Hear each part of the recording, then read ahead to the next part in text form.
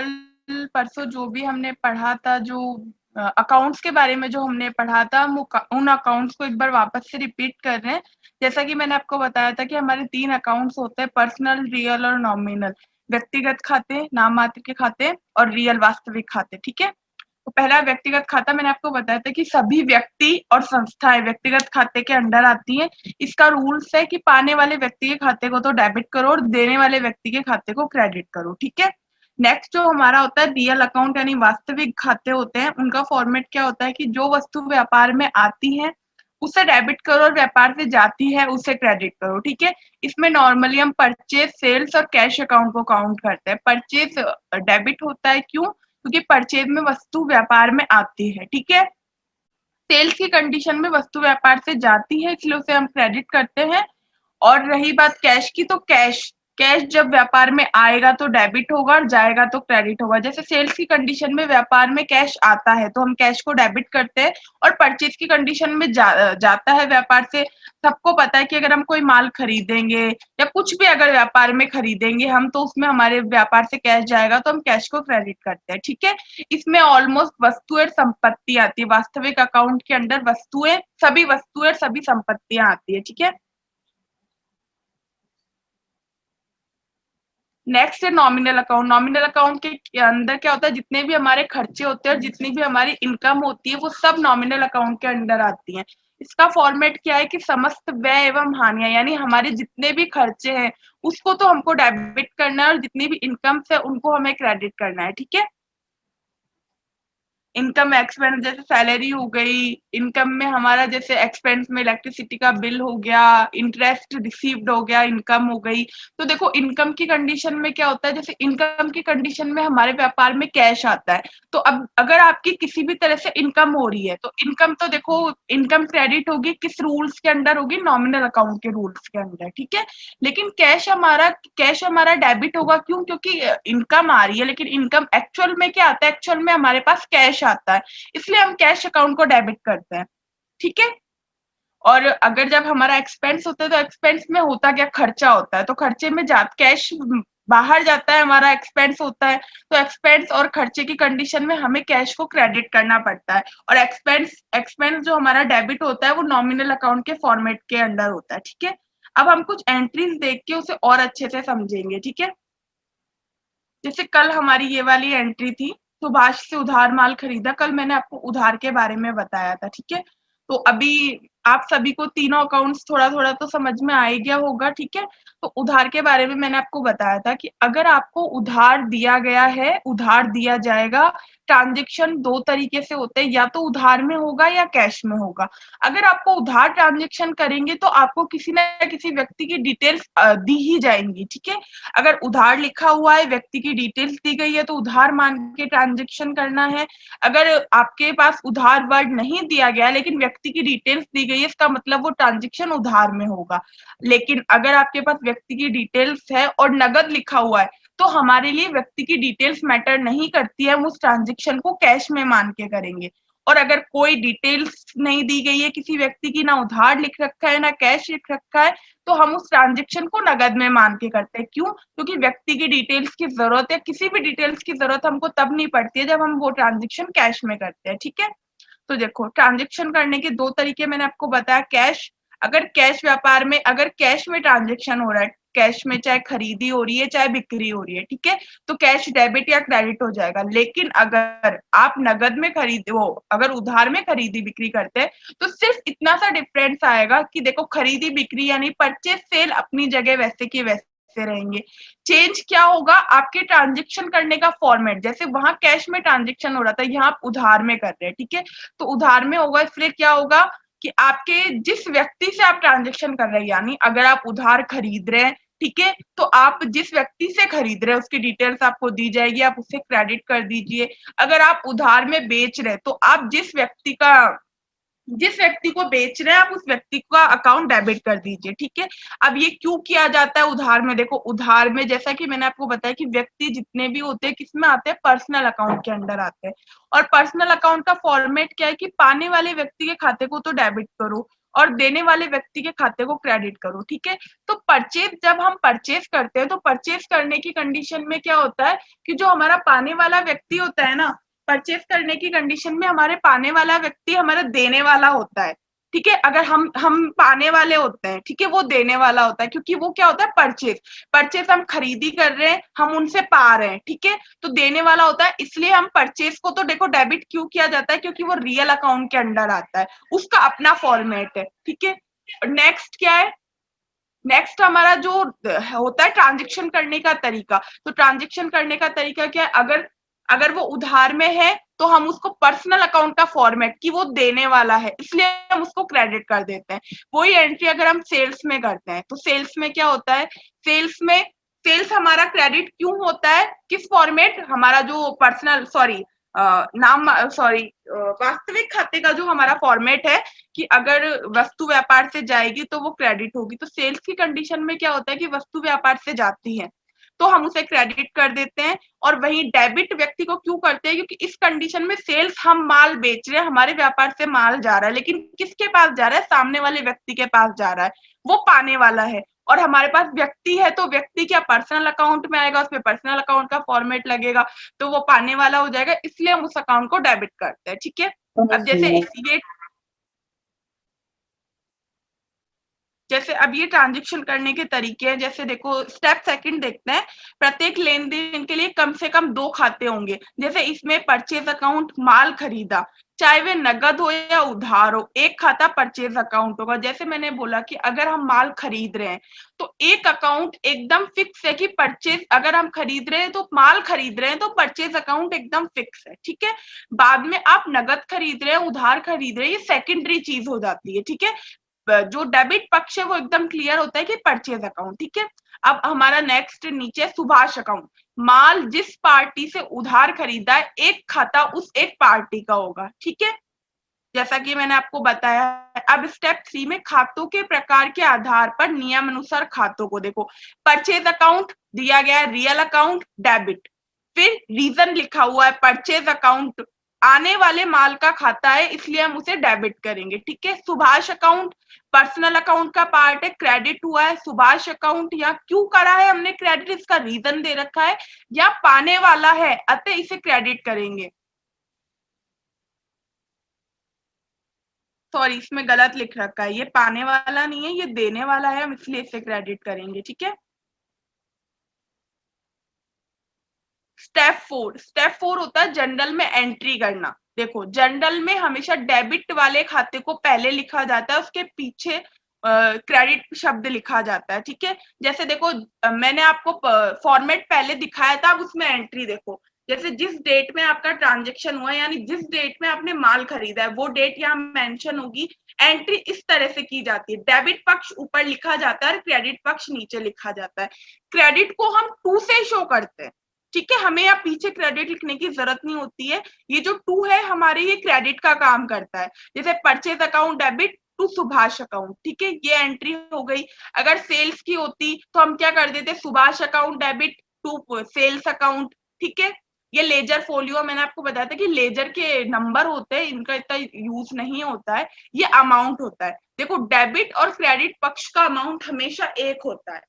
आप एक बात का ध्यान रखना कि जैसे कि मैंने आपको बताया कि टैली डबल एंट्री सिस्टम में काम करता है, ठीक है, लेकिन दोनों अकाउंट्स का जो टोटल होता है वो सेम होना चाहिए, वरना आपकी जो एंट्री है उसे एक्सेप्ट नहीं करेगा। कैसे सेम होगा, देखो अब परचेज अकाउंट डेबिट किया हमने 50,000 से, ठीक है, यानी कि हमने 50,000 का माल खरीदा, लेकिन हमने किससे खरीदा, सुभाष से। तो सुभाष से हमने कितना माल खरीदा, 50,000 का। माल कितना आया, 50,000 का। तो दोनों चीज सेम ही है ना, अमाउंट तो सेम ही है। अगर यहाँ आप 151 150 कर देंगे तो टोटल इनका सेम नहीं आएगा। देखो अभी जब हम 2 खातों की एंट्री करते हैं कि एक पक्ष को डेबिट और एक को क्रेडिट करते हैं तो ये दिक्कत नहीं आती है, ऑलमोस्ट अमाउंट सेम ही रहता है। लेकिन जब हम मिक्स एंट्रीज करते हैं, यानी एक से अधिक अमाउंट व्यक्तियों को या खातों को डेबिट और एक से अधिक को क्रेडिट करते हैं, तो थोड़ा अमाउंट का ऊपर नीचे होता है, तब मैं आपको उसको समझाऊंगी। देखो अभी मैं आपको ये बता रही हूँ कि दोनों का जो अमाउंट है वो सेम रहता है। क्यों रहता है,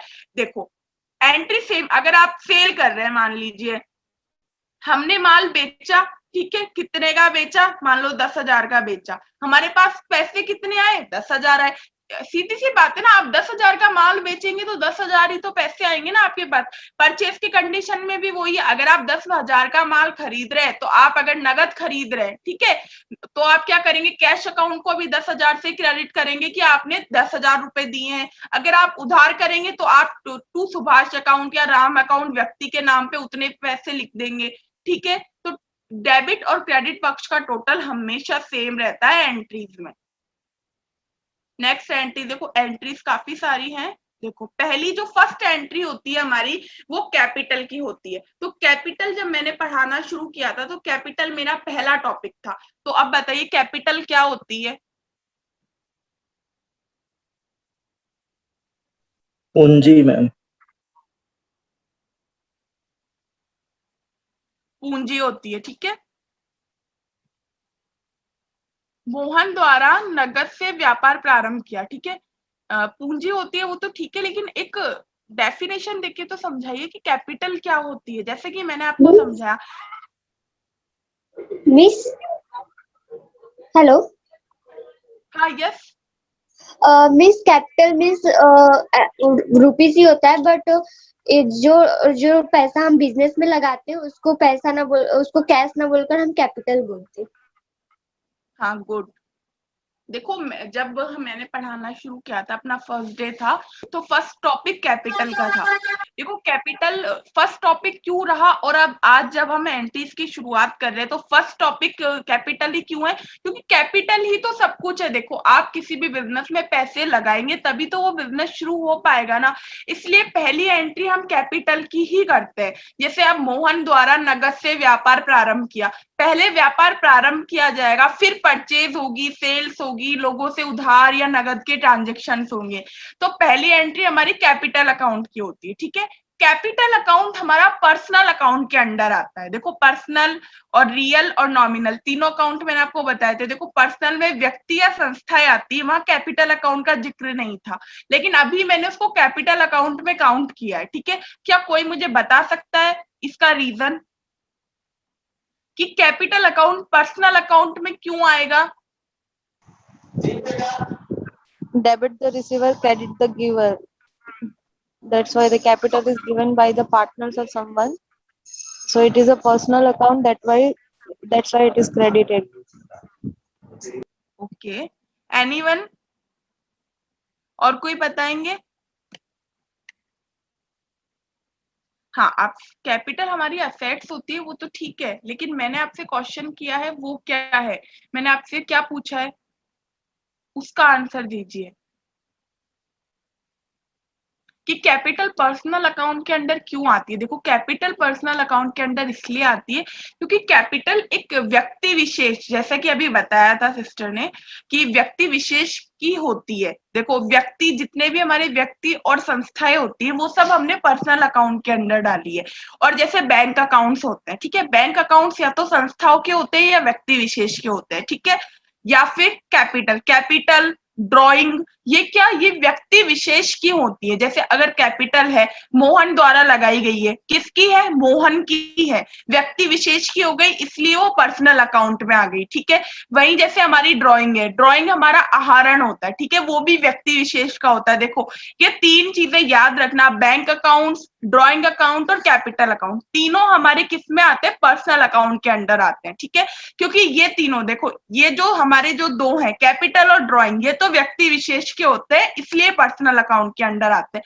लेकिन बैंक अकाउंट्स पर्सनल अकाउंट के अंडर आने के दो रीजन है, क्योंकि बैंक अकाउंट संस्थाओं के भी होते हैं। जैसे मैंने आपको बताया राजस्थान यूनिवर्सिटी हो गई है या बीमा निगम, इन सबके अपने बैंक अकाउंट्स होते हैं, ठीक है, बीमा प्रीमियम वगैरह के होते हैं, सबको पता है। व्यक्तियों के तो होते ही हैं, आपका है, मेरा है, हम सभी का है बैंक अकाउंट, ठीक है।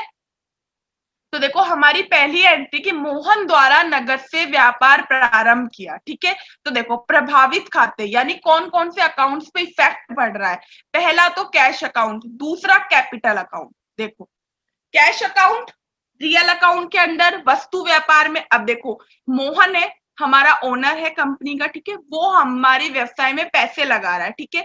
अब इस कंडीशन में हो क्या रहा है, हमारे पास क्या आ रहा है, हमारे पास पैसे आ रहे हैं, कैश आ रहा है व्यापार में, तो रियल अकाउंट का फॉर्मेट क्या है कि जो वस्तु व्यापार में आएगी उसे डेबिट करो। तो हमारे व्यापार में क्या कैश आ रहा है, तो हम क्या करेंगे, कैश अकाउंट को डेबिट कर देंगे। रीजन देखो, जनरल का नियम दिया गया है कि जो वस्तु व्यापार में आती है उसे डेबिट करो, इसलिए हमने कैश अकाउंट को डेबिट किया। ठीक है, कैपिटल अकाउंट पर्सनल अकाउंट के अंडर आता है। ठीक है, देने वाले व्यक्ति, अब कैपिटल अकाउंट ले लो या मोहन, देखो कैपिटल अकाउंट मोहन अकाउंट ही है, क्योंकि क्या होता है वो व्यक्ति विशेष का अकाउंट है और पर्सनल अकाउंट का फॉर्मेट लगा, क्यों, देने वाले व्यक्ति के खाते को। तो अभी हमें कौन दे रहा है, हमें मोहन दे रहा है, कैपिटल अकाउंट के पेज में दे रहा है कि कैपिटल अकाउंट है। ठीक है, तो इसमें कौन सा फॉर्मेट लगेगा कि देने वाले व्यक्ति के खाते को क्रेडिट करो। ठीक है, इसलिए एंट्री बनेगी cash account debit to capital account. Next entry हमारी माल खरीदा। ठीक है, अब मुझे बताइए ये जो एंट्री है माल खरीदा, ये ट्रांजेक्शन कैसे हुआ है, नगद में हुआ है या उधार में हुआ है? मैम कैश में। नगद में कैश हुआ। में हुआ, नगद नहीं हुआ। ठीक है, क्यों? क्योंकि उधार में लिखा रहता है कि उधार माल खरीदा और नाम दिया रहता है व्यक्ति विशेष का। हाँ, अगर हमारे पास उधार में ट्रांजैक्शन लिखा हुआ होता है तो किसी ना किसी व्यक्ति की डिटेल्स होती है, यहाँ किसी व्यक्ति की डिटेल नहीं है, इसका मतलब हम इस ट्रांजैक्शन को नगद में मानेंगे। ठीक है, अब एंट्री है कि परचेज गुड्स, यानी माल खरीदा हमने। ठीक है, अब इसकी एंट्री हम कैसे करेंगे, पहला जो हमारा अकाउंट बनेगा, देखो नेक्स्ट एंट्री देखते हैं।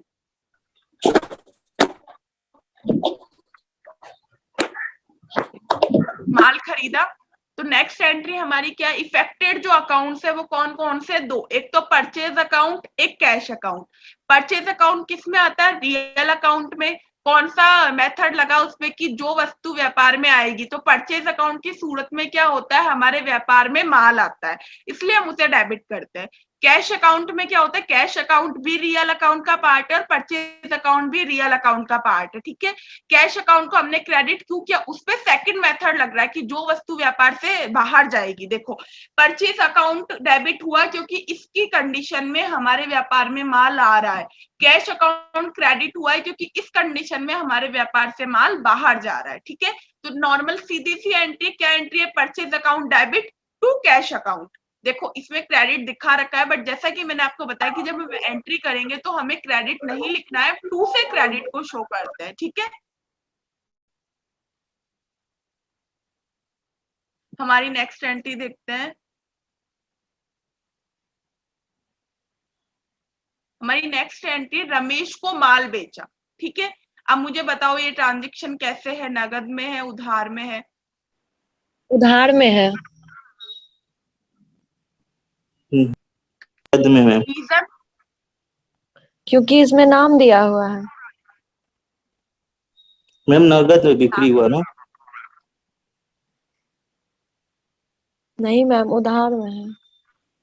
हाँ मैम क्रेडिट सेल्स है। हाँ, देखो सेल्स अकाउंट तो क्रेडिट होगा। देखो मैंने आपको बोला सबसे पहले एंट्रीज को समझा करो। जैसे हमारी एंट्री, रमेश को माल बेचा, माल बेचा मतलब एक अकाउंट क्लियर है हमारा, कौन सा, सेल्स अकाउंट। और सेल्स अकाउंट अगर हमारा एक पक्ष क्लियर हो गया सेल्स अकाउंट, तो एक समझिए कि आपका क्रेडिट पक्ष क्लियर हो गया। अब तक अपन ने 4 एंट्रीज केस में मैंने आपको एक चीज बताई कि सेल्स अकाउंट किसका पार्ट है, रियल अकाउंट का। और रियल अकाउंट का मेथड क्या है कि जो वस्तु व्यापार से बाहर जाएगी उसे क्रेडिट करना है। तो सेल्स की कंडीशन में कभी ऐसा हो सकता है कि वस्तु व्यापार में आ जाए, नहीं होगा। सेल्स की कंडीशन में वस्तु व्यापार से बाहर ही जाएगी। तो सेल्स की कंडीशन में एक चीज क्लियर कर लिया करे कि अगर माल बिक रहा है मतलब सेल्स, और सेल्स मतलब क्रेडिट पक्ष क्लियर। फिर हमारी सेकेंडरी चीज आती है कि ट्रांजैक्शन कैसे हुआ है, उधार में हुआ है या नगद में हुआ है।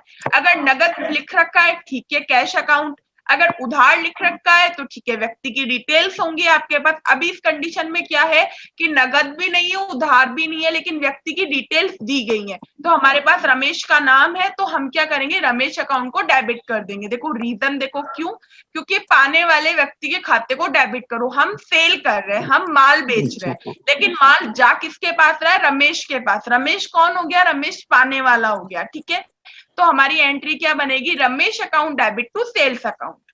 ठीक है, नेक्स्ट अच्छा एंट्री है हमारी नगद बिक्री। जैसे एक एंट्री हमने देखी थी, अभी हमने इससे पहले एंट्री की थी हमने उधार की, अब हम एंट्री कर रहे हैं नगद की। तो अब इस कंडीशन में क्या होगा, देखो उस कंडीशन में क्या होता है कि हमारे पास कैश नहीं आ रहा होता है, इसमें क्या होता है हमारे पास कैश आ रहा होता है। तो अगर हमारे पास कैश आ रहा है, यानी जैसा कि मैंने आपको बताया कि क्या हो रहा है, ट्रांजेक्शन सबसे पहले सेल्स हो रही है, तो एक पार्ट क्लियर, क्रेडिट पक्ष क्लियर, सेल्स अकाउंट क्रेडिट होगा। फिर देखिए कि ट्रांजेक्शन कैसे हो रहा है, नगद में हो रहा है, साफ साफ लिख रखा है कि नगद में बिक्री कर रही है, नगद में सेल की है हमने, ठीक है, कैश सेल हुई है, कैश में सेल हुई है, ठीक है। तो आप क्या करेंगे, कैश अकाउंट को डेबिट कर देंगे हम। कैसे, कि हमने माल बेचा है, कितने का बेचा है हमने माल, अमाउंट दे रखा है 5,000 रुपए, तो एंट्री क्या करेंगे, cash account debit 5,000 to sales account 5,000, ठीक है।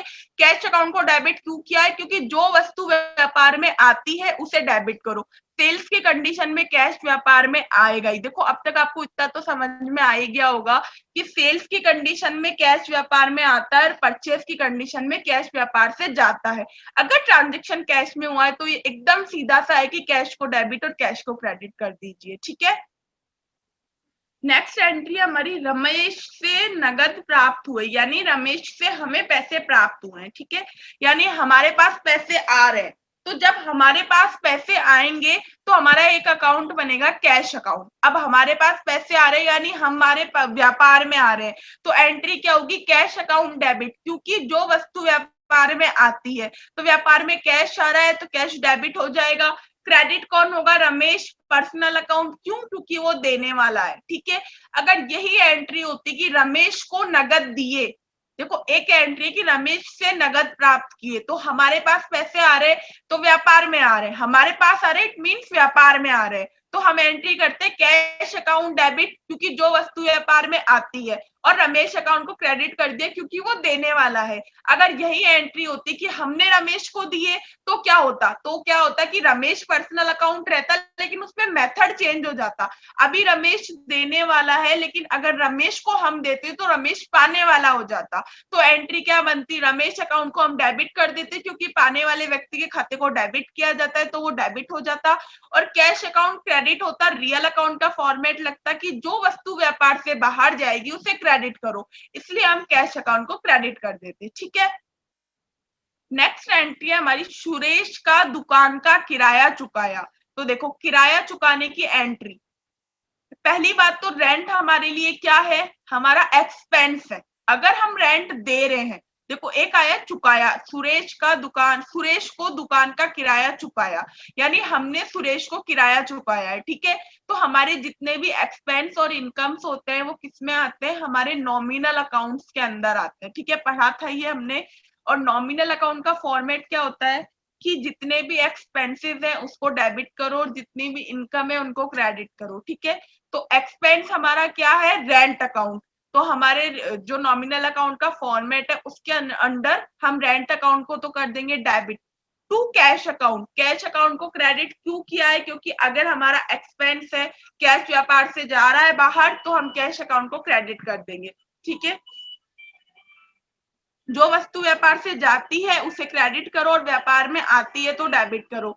जैसा मैंने आपको बताया कि एक्सपेंस की कंडीशन में क्या होता है कि वस्तु व्यापार से जाती है।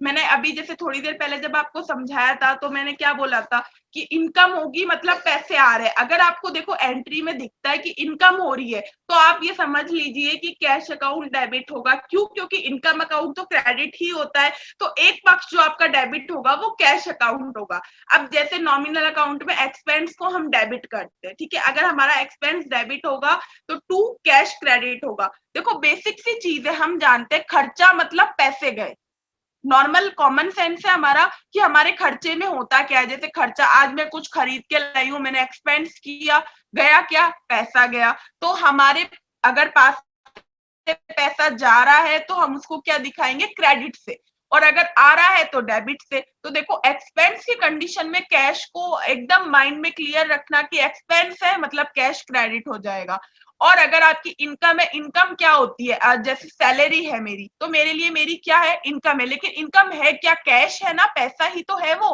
तो हम क्या करेंगे, कैश अकाउंट को डेबिट कर देंगे। अगर हमारे पास आ रहा है तो इनकम की सूरत में तो पैसा आएगा ही, क्योंकि वर्ड क्या है, इनकम, इनकम यानी आय, हमारी आय हो रही है, तो वो व्यापार में आएगी तो हम उसे डेबिट करेंगे। देखो एक ये तो कॉमन सेंस है कि अगर व्यापार में पैसे आएंगे तो वो डेबिट होंगे, ठीक है।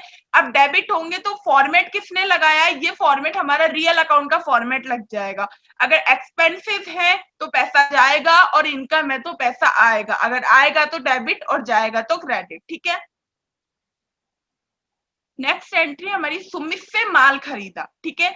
तो अब ये हमारी माल खरीदने की एंट्री। सबसे पहले तो एक पक्ष क्लियर करिए। इसमें पहला पक्ष जो हम क्लियर करेंगे वो कौन सा है, बताइए कि ट्रांजेक्शन क्या हो रहा है, ये सबसे पहले क्लियर करें कि एंट्री में हो क्या रहा है, क्या हो रहा है एंट्री में।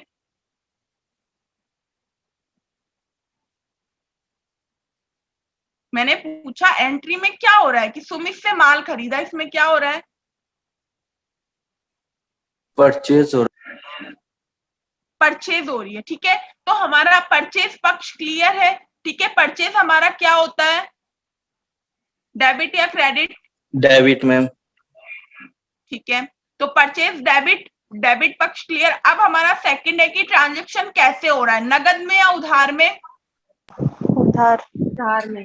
उधार हो रहा है, ठीक है। क्यों हो उधार। रहा है, क्योंकि, हाँ बताइए नाम क्यों हो दिया रहा है। है। नाम। नाम दिया है नहीं, किसी व्यक्ति की डिटेल्स जिससे आप ट्रांजैक्शन कर रहे हैं, आपको उसकी डिटेल्स दे रखी है और कैश नहीं दे रखा है। अगर यहाँ नगद लिखा हुआ होता तो व्यक्ति की डिटेल्स देने के बाद भी हम ट्रांजैक्शन कैश में करते, ठीक है। तो हमारी एंट्री क्या बनेगी, purchase account debit to Sumit account credit, ठीक है। कैसे, परचेज अकाउंट रियल अकाउंट का फॉर्मेट, जो वस्तु व्यापार में आती है उसे डेबिट करो। सुमित अकाउंट, जितने भी व्यक्ति होते हैं, चाहे वो सुमित हो चाहे वो कोई और हो, सब किस में आएंगे, पर्सनल अकाउंट के अंडर। और पर्सनल अकाउंट का फॉर्मेट क्या, देने वाले व्यक्ति के खाते को क्रेडिट करो।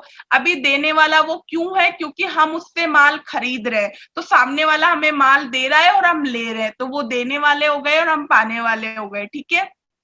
नेक्स्ट एंट्री हमारी, फर्नीचर नगद खरीदा। तो देखो एक होता है माल खरीदा और एक होता है फर्नीचर खरीदा। दोनों कंडीशंस में फर्क क्या है, कि जैसा मैंने आपको बताया कि परचेज का मतलब भी खरीदना होता है, लेकिन हम अभी जो हम एंट्रीज करते हैं टैली में, हम परचेज, जो माल होता है ना, माल को परचेज से दिखाते हैं। अगर आपके पास असेट्स का नाम दिया गया है कि आपने वो खरीदा है, तो आप डायरेक्ट उसके अकाउंट को डेबिट करेंगे। जैसे हमारा फर्नीचर अकाउंट है, ठीक है। तो अभी हमारे पास फर्नीचर का नाम है, तो हम क्या करेंगे, हम यहाँ परचेज नहीं, डायरेक्ट फर्नीचर अकाउंट को डेबिट करेंगे। अगर हमारे पास असेट्स का नाम नहीं दिया होता, जैसे सिर्फ गुड्स होता, तो हम क्या करते हैं, परचेज अकाउंट डेबिट। अगर यहाँ ये होता कि माल नगद खरीदा, जैसे अभी इससे पहले हमने एंट्री की कि माल नगद खरीदा, माल उधार खरीदा, तो हमने क्या, परचेज वर्ड का यूज किया है। लेकिन अगर आपके पास असेट्स का नाम है, जैसे फर्नीचर हो, लैंड बिल्डिंग हो, फोन, लैपटॉप, चार्जर, एसी, पंखा, अलमीरा, ये सब क्या है, ये सब आपकी असेट्स है, आपकी संपत्तियां हैं। तो इसके लिए हम डायरेक्ट इनके अकाउंट को डेबिट करेंगे। तो डायरेक्ट इनके नाम से, जैसे car account, phone account, laptop account, computer account, AC account, सबका डायरेक्ट एक लेजर बनेगा, ठीक है। जैसे अभी इसका बना है फर्नीचर अकाउंट, तो फर्नीचर अकाउंट हमारे किसके अंडर आएगा, जैसा मैंने आपको बताया, फर्नीचर अकाउंट क्या है, हमारी असेट्स है। तो सभी वस्तुएं और संपत्तियां किस में आती है, रियल अकाउंट के अंडर आती है, ठीक है। तो अगर फर्नीचर, अब क्या हम खरीद रहे हैं, मतलब हमारे व्यापार में आ रहा है, तो इसमें कौन सा मेथड लगेगा, कि जो वस्तु व्यापार में आती है उसे डेबिट करो। तो हम फर्नीचर अकाउंट को डेबिट कर देंगे टू कैश अकाउंट, कैश। अब वही चीज कि अगर हम कोई चीज खरीद रहे हैं तो मतलब पैसा जाएगा, कैश बाहर जाएगा, तो कैश अकाउंट क्रेडिट, जो वस्तु व्यापार से जाती है उसे क्रेडिट कर दीजिए। नेक्स्ट एंट्री हमारी, सुमित को चुकाए, यानी हमने सुमित को चुकाए हैं, यानी कभी हमने लिए होंगे उसको हमने दिए हैं वापस, ठीक है। तो अभी इस कंडीशन में क्या हो रहा है कि सुमित कौन है हमारे लिए, सुमित पाने वाला हो गया। अगर हम सुमित को पैसे दे रहे हैं, पैसे किसके पास जा रहे हैं, सुमित के पास। देखो एक एक चीज क्लियर करा करो, जैसे सुमित, अभी इसमें क्या हो रहा है, ट्रांजेक्शन हो रहा है, पैसे जा रहे हैं, किसके पास जा रहे हैं? सुमित के पास। सुमित कौन है? पर्सनल अकाउंट है हमारे लिए। पर्सनल अकाउंट का फॉर्मेट यानी पाने वाला। अब पाने वाला सुमित है, तो जो पाने वाला होता है उसको डेबिट करो, तो Sumit account debit to cash account. Cash का तो एकदम सिंपल है, अगर हम किसी को दे रहे हैं मतलब कैश तो जाएगा, और कैश जाएगा तो कैश क्रेडिट होगा। इतना सा क्लियर रखिए, कैश जा रहा है तो क्रेडिट और आ रहा है तो डेबिट। अगर हम किसी को दे रहे हैं तो ये तो मुझे बताने की जरूरत ही नहीं है कि अगर आप किसी को पैसे दे रहे हैं तो पैसे तो जाएंगे ही।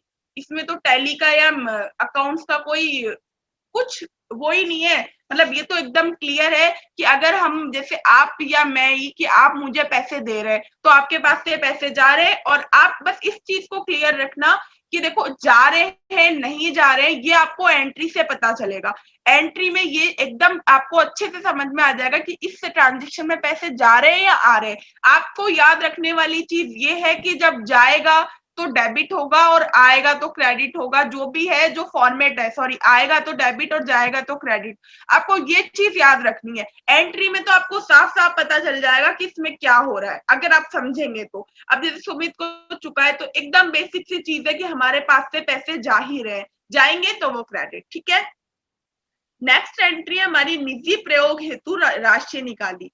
तो हमारे निजी प्रयोग किसमें काउंट होते हैं? ड्राइंग में। ठीक है, ये मैंने आपको बताया था ड्राइंग क्या होती है। मैम जो पर्सनल यूज के लिए आप बिजनेस में से पैसा या फिर कोई भी एसेट्स यूज करते हैं तो उसके लिए ड्राइंग वर्ड यूज करते हैं। हाँ ठीक है, निजी प्रयोग हेतु राशि निकाली। तो देखो निजी प्रयोग हमारी ड्राइंग होती है। ड्राइंग के लिए आप ड्राइंग, अगर आप निजी प्रयोग के लिए असेट्स खरीद लेते हैं या आप कैश निकाल लेते हैं या आप माल निकाल लेते हैं, आप कुछ भी निकालिए वो क्या होगा? आपका ड्राइंग अकाउंट डेबिट होगा। ये एकदम क्लियर है, ड्राइंग अकाउंट डेबिट होगा। अगर आप फर्नीचर निकाल रहे हैं तो भी यही। फर्नीचर को देखो, अगर आप फर्नीचर खरीद रहे हैं तो हम फर्नीचर की एंट्री क्या करते हैं? Furniture account debit to cash account. Clear? लेकिन अगर आप फर्नीचर खरीद रहे हैं, निजी प्रयोग हेतु फर्नीचर खरीदा, तो हम फर्नीचर को फर्नीचर नहीं दिखाएंगे, उसे हम ड्राइंग दिखाएंगे। आप निजी प्रयोग के लिए कुछ भी खरीद लें, आपको उसे दिखाना ड्राइंग से ही है। निजी प्रयोग के लिए जो भी यूज आएगा सबका एक लेजर बनेगा और वो होगा ड्राइंग अकाउंट। और ड्राइंग अकाउंट क्या है? पाने वाले व्यक्ति के खाते को डेबिट करो। जैसा कि मैंने आपको बताया कि ड्राइंग अकाउंट व्यक्ति विशेष का खाता होता है, पर्सनल अकाउंट के अंडर आता है। ठीक है, नेक्स्ट है हमारा क्या है? Cash account. कैश व्यापार से जा रहा है, सीधी सी बात है, सामने वाला पैसे निकाल रहे हैं व्यापार से तो हमारे पास से तो पैसे जाएंगे ही। ड्राइंग अकाउंट डेबिट हो रहा है टू कैश अकाउंट क्रेडिट हो रहा है। पाने वाले व्यक्ति के खाते को डेबिट कर दिया। पाने वाला कौन है? ड्राइंग अकाउंट, जो उस कंपनी का ओनर है जो पैसे निकाल रहे हैं। Cash account credit, real account जो वस्तु व्यापार से जाती है उसे क्रेडिट कर दो।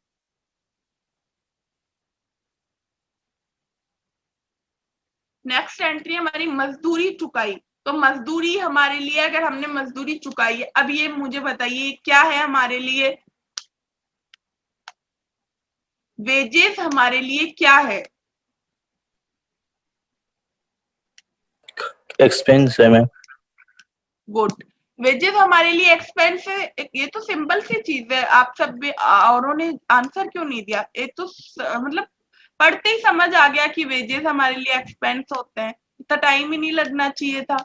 वेजेस यानी हमारे लिए एक्सपेंस, और हमारे जितने भी एक्सपेंस है वो किस में आते हैं? हमारे नॉमिनल अकाउंट के अंदर। ठीक है, तो मजदूरी चुकाई यानी वेजेस अकाउंट, हमारा एक अकाउंट बनेगा वेजेस अकाउंट।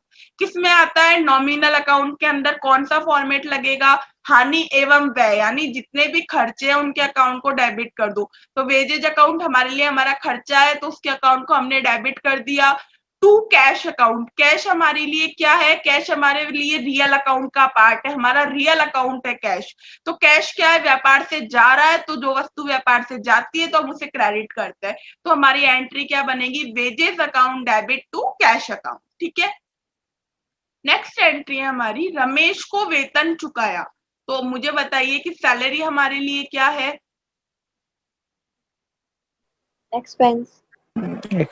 सैलरी भी हमारे लिए एक्सपेंस ही होती है, जैसा कि मैंने आपको पहले बताया था। तो सैलरी किसके अंदर आएगी? Indirect expenses. नहीं, मैं अकाउंट पूछ रही हूँ। नॉमिनल। हाँ, सैलरी हमारा नॉमिनल अकाउंट का पार्ट है, तो हमारा कौन सा मेथड लगेगा कि जितने भी खर्चे हैं उसको डेबिट करो।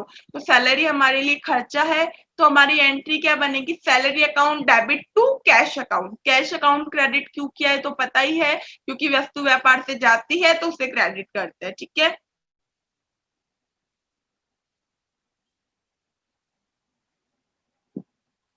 एक हमारी एंट्री है ब्याज प्राप्त किया, received interest by cash.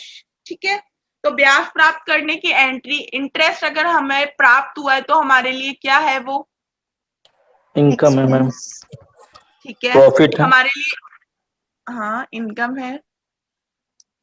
Income और एक्सपेंस नॉमिनल अकाउंट के पार्ट होते हैं। अब हमारे लिए इनकम है तो हमारे लिए क्रेडिट हो जाएगी, और इनकम की कंडीशन में कैश डेबिट हो जाता है। क्यों, क्योंकि इनकम आ रही है लेकिन आ क्या रहा है, आ तो कैश ही रहा है ना। तो कैश अगर व्यापार में आएगा तो वो डेबिट हो जाएगा। तो हम क्या करेंगे, कैश अकाउंट को डेबिट कर देंगे to interest account. Interest account credit क्यों किया गया है, नॉमिनल अकाउंट के मेथड के अकॉर्डिंग कि जितनी भी आय एवं लाभ है आपको उन्हें क्रेडिट करना है। और कैश अकाउंट को डेबिट क्यों किया है, क्योंकि जो वस्तु व्यापार में आती है, और ये अभी मैंने थोड़ी देर पहले समझाया था कि इनकम की सूरत में कैश डेबिट होता है और एक्सपेंस की कंडीशन में कैश क्रेडिट होता है। ठीक है, अगर यही एंट्री ऐसे होती कि हमने ब्याज दिया, ठीक है, यानी हमने ब्याज चुकाया, तो तब क्या होता, जो अभी हमारे लिए इनकम है वो हमारे लिए एक्सपेंस में कन्वर्ट हो जाता। जैसे अभी अगर हमें प्राप्त हो रहा है तो हमारे लिए इनकम है, ठीक है, अगर इंटरेस्ट पेड होता तो हमारे लिए एक्सपेंस हो जाता, तो ये एंट्री उल्टी हो जाती। अगर एक्सपेंस हो जाता तो एक्सपेंस क्या होते हैं, नॉमिनल अकाउंट में सभी एक्सपेंस को हमें डेबिट करना होता है, तो क्या होता, इंटरेस्ट अकाउंट तो डेबिट हो जाता to cash account credit. Cash account credit क्यों होता, क्योंकि जो वस्तु व्यापार से जाती है उसे क्रेडिट करें। एक्सपेंस की कंडीशन में कैश व्यापार से बाहर जाएगा, कैश रियल अकाउंट का पार्ट है, व्यापार से बाहर जाएगा तो क्रेडिट हो जाएगा। ठीक है,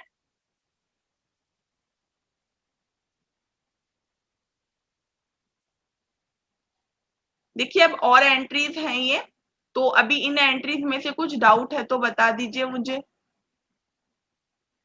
कैपिटल की एंट्री या कोई भी एंट्री। मैम एक कैपिटल की एंट्री दोबारा बताऊंगा। हाँ एक सेकंड।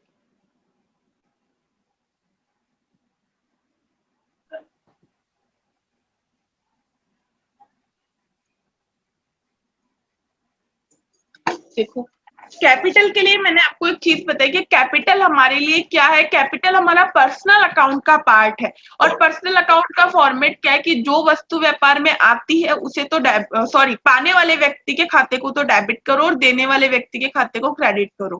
कैपिटल अकाउंट को एक व्यक्ति को लेकर चला, देखो जो कैपिटल लगाता है उसकी कैपिटल यानी व्यक्ति विशेष की। आप कैपिटल को मोहन ही समझो, जैसे इसमें मोहन द्वारा नगद से व्यापार प्रारंभ किया, कैपिटल को मोहन अकाउंट ही समझ लो। ऐसा होता है कि पर्सनल अकाउंट, कैपिटल अकाउंट यानी मोहन अकाउंट एक ही बात हो जाती है। ठीक है, तो अगर कोई वस्तु व्यापार मतलब सामने वाला हमें दे रहा है, ठीक है, हमारे व्यापार में पहली बात तो कैश आ रहा है, किस कंडीशन में आ रहा है, जैसे किस सूरत में आ रहा है, कैपिटल अकाउंट की सूरत में आ रहा है। ठीक है, हम खुद को व्यापार लेके चलते हैं, जैसे मोहन द्वारा नगद से व्यापार प्रारंभ किया तो व्यापार में पैसे आ रहे हैं, तो व्यापार में पैसे आएंगे तो कैश का तो क्लियर है कि अगर पैसे आएंगे तो वो डेबिट होगा, तो कैश तो डेबिट है। कैपिटल को क्रेडिट क्यों कर रहे हैं, क्योंकि कैपिटल यानी मोहन हमें पैसे दे रहा है। कैपिटल जैसा मैंने आपको बताया कि कैपिटल हटा दो मोहन रख दो, एक ही चीज है कि मोहन हमें पैसे दे रहा है, तो वो पर्सनल अकाउंट कौन सा मेथड लगा रहा है खुद पे, उसमें कौन सा मेथड लगेगा कि देने वाले व्यक्ति के खाते को क्रेडिट करो। अगर वो देने वाला है तो वो क्रेडिट हो गया। कैश अकाउंट डेबिट, क्योंकि वस्तु व्यापार में आ रही है तो debit to capital account credit हो जाएगा। ठीक है, कैपिटल अकाउंट यानी एक व्यक्ति विशेष का अकाउंट होता है। ठीक है, इसलिए क्या हम उसे पर्सनल अकाउंट के अंडर काउंट करते हैं। पर्सनल अकाउंट में सभी व्यक्ति और संस्थाएं आती हैं, इसलिए हम व्यक्ति विशेष का होने के कारण कैपिटल, ड्राइंग और बैंक, इन तीनों को हम पर्सनल में इंक्लूड रखते हैं, पर्सनल का ही पार्ट मानते हैं, और जो मेथड लगते हैं वो पर्सनल के ही लगते हैं।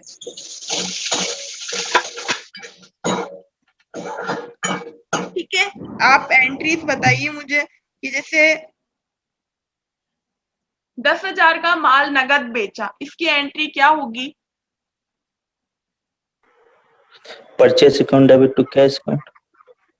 मैंने एंट्री क्या बोली है? माल बेचा, आप परचेज बोल रहे हैं। परचेज का मतलब तो खरीदना होता कैश है। Account debit to sales account.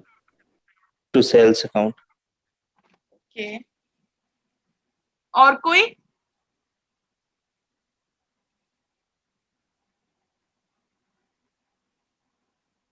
आप भी तो बताइए, और अदर पार्टिसिपेंट भी तो आंसर दीजिए। एंट्री क्या होगी?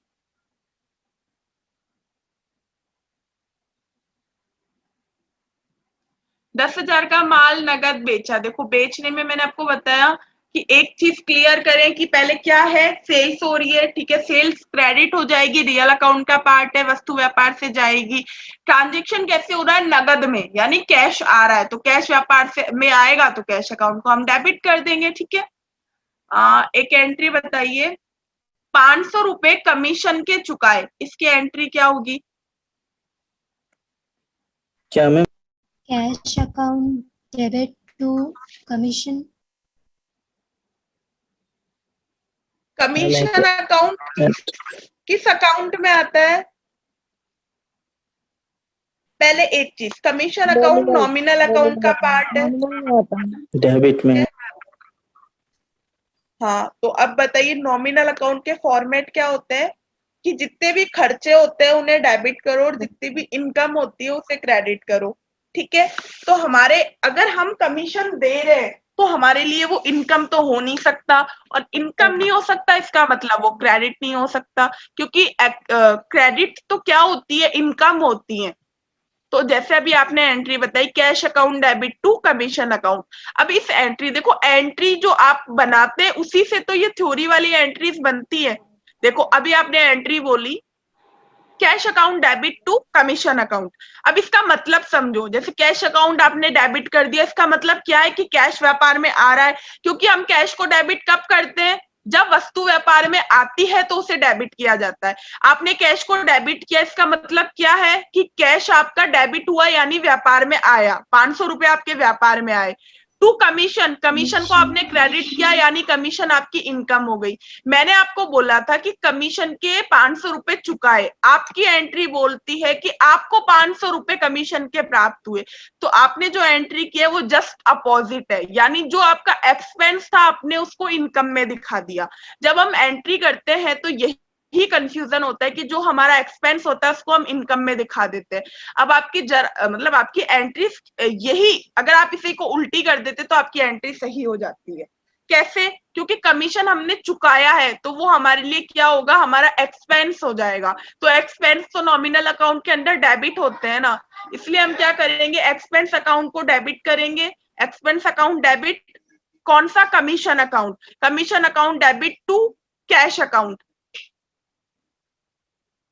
और अगर ये इनकम होता तो आपकी एंट्री सही होती, cash account debit to commission account, क्योंकि व्यापार में आता। देखो जो हमारी एंट्रीज होती है उन्हें भी समझना सीखो। जैसे आपने कैश अकाउंट को डेबिट किया, अभी मैं इतनी बार बार एक ही बात रिपीट कर रही हूँ कि अगर कैश व्यापार में आएगा तो कैश डेबिट होगा, व्यापार में आएगा तो डेबिट होगा। लेकिन आपने कैश अकाउंट को डेबिट किया कैसे? जबकि मैं बोल रही हूँ कि हमने कमीशन के पैसे चुकाए हैं, तो व्यापार में कैसे आ सकते हैं? तो ये थोड़ा समझा करो। जैसे आप है ना नोटपैड रखा करे, मैं आपको बोलूं तो आप उसमें लिखो, क्योंकि अभी मैं समझ सकती हूँ इतना कि जैसे मैं पूछूं और आप मुझे ऐसे ही एंट्री बता दें, वो पॉसिबल नहीं है। इसलिए आप नोटपैड पे करो, जिससे आप खुद से करोगे तो आपको ज्यादा अच्छे से समझ में आएगी एंट्री। एक छोटी सी डायरी या कॉपी जो भी आपको ठीक लगे उसमें पेन में, जैसे मैं एंट्री बोलूं तो उसे लिखो, ठीक है। एक एंट्री है कि 5,000 रुपए निजी प्रयोग हेतु व्यापार से नगद निकाले।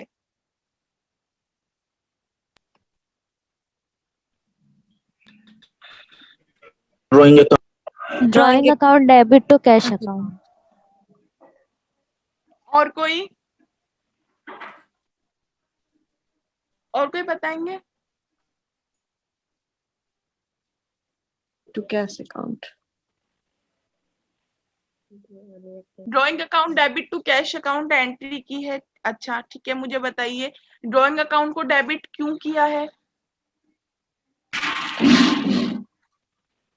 इसलिए क्योंकि निजी प्रयोग हेतु पैसा निकाला गया है।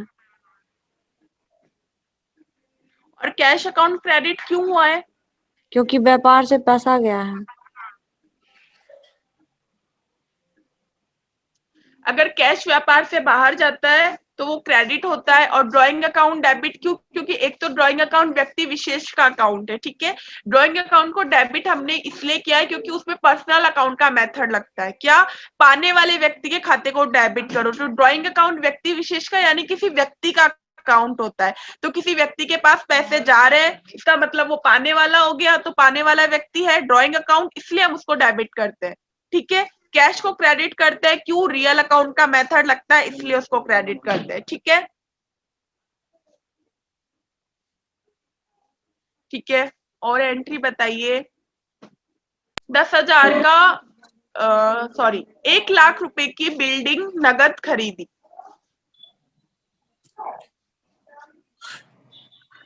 Building building account debit to cash. ठीक है, बिल्डिंग अकाउंट डेबिट क्यों किया है बताइए। बिल्डिंग में हमारे लिए एसेट्स है मैम, एसेट्स में से डेबिट होती है। ऐसा कैसे कह सकते हैं आपकी असेट्स हमेशा डेबिट होती है? मैम क्योंकि अगर हमने असेट्स परचेज किया है, परचेज जो है हमारे पास आता है, जो चीज आती है वो उसको हम डेबिट करते हैं। हाँ, क्योंकि असेट्स हमेशा डेबिट होती है, ये आंसर सही नहीं है। क्योंकि अगर आप असेट्स बेच रहे तो आपकी असेट्स क्रेडिट हो जाएगी। देखो, अगर आप असेट्स बेचने की एंट्री करते हैं तो ये भी जान लीजिए, अगर हम असेट्स बेचते हैं तो वही रूल्स, लॉजिक नहीं कह सकते हो उसे, रूल्स, कि अगर वस्तु व्यापार से जाएगी तो अगर वस्तु व्यापार से जाएगी तो हम क्या करेंगे, बिल्डिंग अकाउंट को क्रेडिट कर देंगे और कैश अकाउंट को डेबिट कर देंगे। क्योंकि बिल्डिंग जा रही है लेकिन हमारे पास, हम बेच रहे हैं तो हमारे पास क्या आ रहा है, कैश आ रहा है, ठीक है। सेल्स और परचेज माल के बेचने खरीदने के लिए यूज होता है। अगर आप बिल्डिंग खरीद रहे हैं तो बिल्डिंग अकाउंट डेबिट होगा और बिल्डिंग बेच रहे हैं तो बिल्डिंग अकाउंट क्रेडिट होगा, ठीक है। असेट्स खरीद रहे बेच रहे हैं तो असेट्स का नाम ही डेबिट क्रेडिट होगा, ठीक है। वैसे असेट्स की सेल्स की एंट्री बहुत कम होती है, रेयर, मतलब 100 में से एक बार करनी पड़ेगी। हाँ, खरीदने की आप कर सकते हैं, लेकिन मैं आपको बता रही हूँ अगर एंट्री हो तो ऐसे ही करनी है। सेल्स और परचेज माल के खरीदने बेचने के लिए ही यूज होते हैं, ठीक है। ओके, और एंट्रीज बताइए।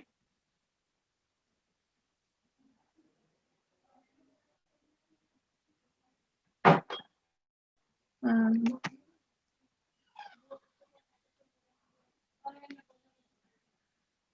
300 रुपए का डिस्काउंट दिया, 300 रुपए का डिस्काउंट नगद दिया। Discount account debit to cash. और कोई बताएंगे?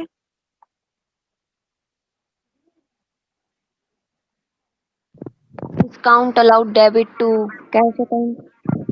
डिस्काउंट को डेबिट क्यों किया है वो भी बताइए। बिकॉज डिस्काउंट हमें मिला है। डिस्काउंट हमने दिया है,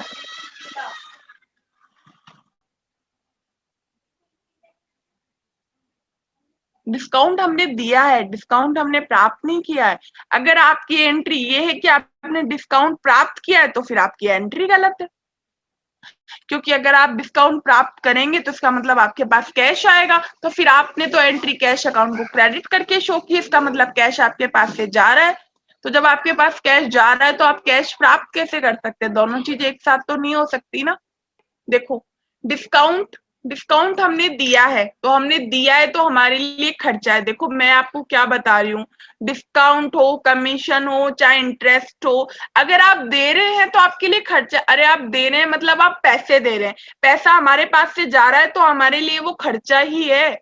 तो अगर हमारे लिए खर्चा है, हमारा एक्सपेंस है, तो नॉमिनल अकाउंट का फर्स्ट मेथड क्या लगेगा कि जितने भी खर्चे हैं उनको डेबिट करो। तो इस रीजन से नॉमिनल अकाउंट का फर्स्ट मेथड है, जो रूल्स है उसके अकॉर्डिंग हम क्या करेंगे, उस अकाउंट को डेबिट कर देंगे, ठीक है। टू कैश अकाउंट, क्योंकि खर्चा है तो हमारे पास कैश क्रेडिट हो जाएगा। यही अगर एंट्री होती कि डिस्काउंट हमें प्राप्त हुआ तो हम कैश अकाउंट को डेबिट कर देते क्योंकि हमारे पास तो कैश आ रहा होता, और डिस्काउंट को क्रेडिट कर देते क्योंकि हमारे लिए इनकम जितनी भी होती है उन सबको हमें क्रेडिट में शो करना होता है, ठीक है।